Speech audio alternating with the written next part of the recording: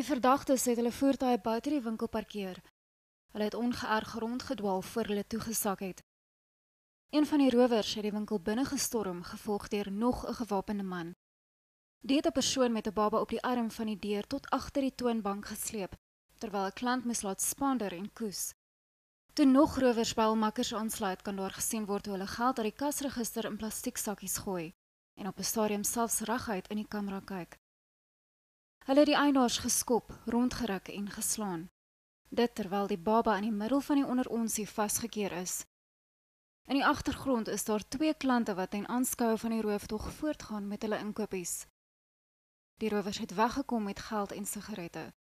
Dit is glo nie die eerste keer dat die winkel beroof word nie, en die winkeleienaars het geweier om oor die voorval te praat of 'n klag in te dien. Maar nadat die polisie hulle oortuig het, is dit wel gedoen.